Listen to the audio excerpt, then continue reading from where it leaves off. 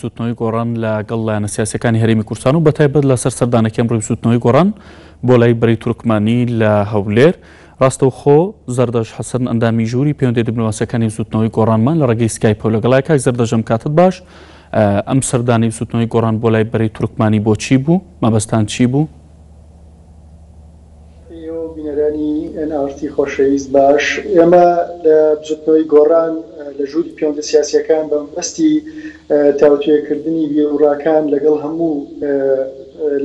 لایەن و پێکهاتەکانی هەرێمی کوردستان لە ماوەی ڕابردوو پێمان باش بوو سەردانی ئەو لایەنانەوە ئەو پێکهاتانەی هەرێمی کوردستان بکەین. وان لە چوارچێوەیەدا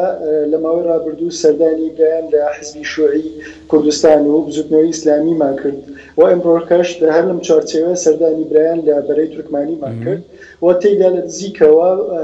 ڕاو بۆ چوونی بجوتنەوەی گۆڕانمان پێڕاگەاندن سەبارەت بە ڕەوشی ئێستای لە هەرێمی کوردستاندا دەگوزارێ و لە نزیکەوە ئاگادارمانکردنەوە سەبارەت بە بیر و بۆچوونەکانی بجوتنەوەی گۆڕان. باش کاک زەردەش، ئەکرێت بە کورتی ئێمەش لەوە ئاگادارکەیتەوە ئێستا بیر و بۆچوونەکانی بجوتنەوەی گۆڕان چییە؟ وەک خۆتان ئاگادارن بجوتنەوەی گۆڕان لە دوای ئەوەی کە لە 12 ئۆکتۆبەر لە هەرێمی کوردستان ڕوویدا بە بەردەوامدا کۆچیکەری ئەو سیاسەتەیە کە ئێمە پاڵپشتی گەڕانەوەی شەرعیەتین و پێویستە دام و دەستگا شەرعیەکان لە هەرێمی کوردستان هیچ هێز و لایەنێک نەتوانێت بە میزاجی حزبی پەچی بخە و ئێمە لە نزیکەوە گفتوگۆ لەگەڵ ئەو لایەنانە دەکەین و خۆشتان ئاگادارن هەموو ئەو لایەنانەی کە ئێمە چوین تاکو ئێستا لە دوای ئەو ڕووداوەیە کە بەرامبەر بە سەرۆکی پەرلەمان کرا لە بەیاننامەیەک ئیدانەیان کرد و پێیان وە بۆ ئەمە ڕێگرتنە لە سەرۆکی یەکێک لە دەستگا گرنگەکانی هەرێمی کوردستان بۆ لای ئەوانەی کە ئیدانەیان کردووە؟ نەخێر ئەوە مەرز نییە، بەڵام یعنی ئەوەی هەتاکو ئێستا چوینە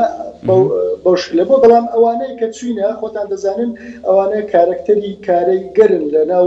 پرۆسی سیاسی لە هەرێمی کوردستان. باش، ئەم سەردانانە بۆ چییە؟ تانەوێت چی بکەن لەگەڵم لایەنانەیە؟ ئەنجامەکەی چییە؟ ئێمە مەبەستی ئەو سەردانانە ئەوەیە کە لایەنە سیاسیەکان و پێکهاتەکان تەنها لە ڕێگەی کەناڵە ڕێگەاندنەکان ئاگیان لە بیر و ڕاو و سەرنجەکانی بجوتنەوەی گۆڕان نەبێت لەسەر ڕەوشەکە. ئێمە خۆمان بە پێویستمانزانی لە نزیکەوە وەکو بجوتنەوەی گۆڕان لە ڕاوسەرنج و بۆچوونەکانی خۆمانیان ئاگادارکەینەوە و لەگەڵ ئەوانیش لە نزیکەوە ڕاوسەرنجی ئەوانیش ببیستین و گوێمان ئەمە گرنگەوانە ئەگەر ئەو لایەنانە لە نزیکەوە ڕابۆچوونی بجوتنەوەی گۆڕان بزانن بە دڵنیاییەوە، چونکە باسم کرد ئەوانە کارکتەری گرنگ و کاری کەواتە کاک زەردەش لەم نێوەندەیە بۆی لایەنەکانی دیکە لە نزیکەوە ڕای بجوتنەوەی گۆڕان بزانن لە نێو ئەم لایەنانەیە سەردانی پارتی دیموکراتی کوردستانی شەکەن بۆی لە نزیکەوە پێیان بڵێن کە ئەمە ڕاو بیر و بۆچوونی بجوتنەوەی گۆڕانە؟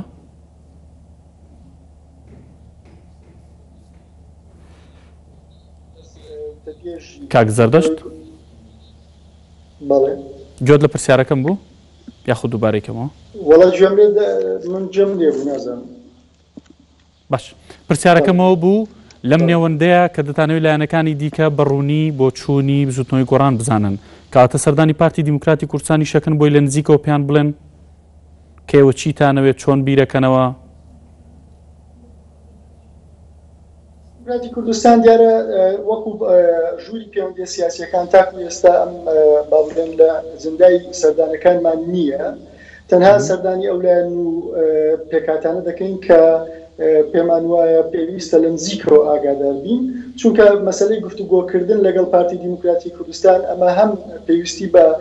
هەنگاوی گەڕانەوەی دام و دەستگا شەرعیەکان و گەڕانەوەی وەزیرەکانی بجوتنەوەی گۆڕانە بۆ شوێنەکانی خۆیان و پێویستی بە هەنگاوی ترە و ئەمە تایبەت نییە تەنها بە بجوتنەوەی گۆڕان، پێویستە هەموو لایەنە سیاسی و پێکهاتەکان لەسەر پرۆسی سیاسی کاتە مرشتان هەیە تاوەکو ئەو شتانە نەخرێنەوە شوێنی خۆیان لەگەڵ پارتی دیموکراتی کوردستان دانانیشتنەوە گفتوگۆ ناکەن؟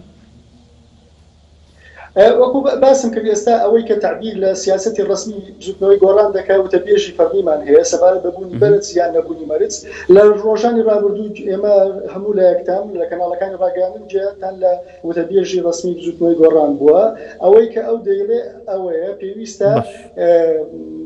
دام دەستگا شەرعیەکان بکەونەوە سەرکاری خۆیان ئیتر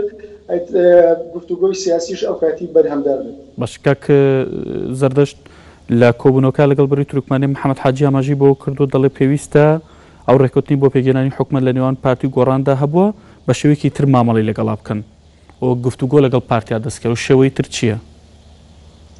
وەخۆ باسمان کرد ینی مەسەلەی گەڕانەوەی دام دەستگا شەرعیەکانە ئازیزی من ئێستا موسسەسەیەکی شەرعی لەلایەن هێزێکی سیاسی لە هەرێمی کوردستان پەک خراوە سەرۆکەکەی دوور خراوەتەوە کە ئەم موسسەسەیەش ناوی پەرلەمانی کوردستانە و شەرعیەتی ئەم پەرلەمانە لەلایەن دەنگدەرانی هاوڵاتیان و دەنگدەرانی بەڵێ بە شێوەیەکی تر مامەڵە لەگەڵ ڕێکەوتنەکە بکەین لەگەڵ پارتی دیموکراتی کوردستان ئەم شێوەی تر چیە؟ ئەمە چ پەیوەندێکی بەمەوە هەیە؟ ئەخر ئەو پارتی دیموکراتی کوردستان لەلایەن خۆیەوە وای ڕاگەاندووە کە ڕێکەوتنە سیاسیەکەی لەگەڵ بزوتنەوەی گۆڕان هەڵوەشاندوتەوە ئەبیان لە ڕووی سیاسیەوە ئەوە با بڵێن پەیوەستە بە پارتی دیموکراتی کوردستان بەڵام ئەوەمان بیر نەچێ هەموو ئەو ڕێکەوتنە سیاسیانەی کە لە هەرێمی کوردستان کراوە دواتر چۆتە چوارچێوەیەکی یاسایی و لەناو موسساتی شەرعی ئەو هەرێمی کوردستانە چوارچێوەی یاسایی وەرگرتووە یعنی ئەمە تایبەت نییە بەلایەنێکی سیاسی چونکە پۆستی سەرۆکی پەرلەمان و هەموو پۆستانی تر ڕاستە بە ئیتیفاقی سیاسی کراوە بەڵام دەرەنجام ئەم اتفاقی سیاسیانە چۆنەتە چوارچێوەیەکی یاسایی لە موسسەیەکی شەرعی و موسسەکەش پەرلەمانی کوردستان. بەڵێ زەردەش حەسەن ئەندامی ژووری پەیوەندی دیپلۆماسیەکانی بزوتنەوەی گۆڕان سوپاس بۆی ڕاستەوخۆ لە هەولێرەوە لە ڕێگەی سکایپۆ لەگەڵمان بوویت.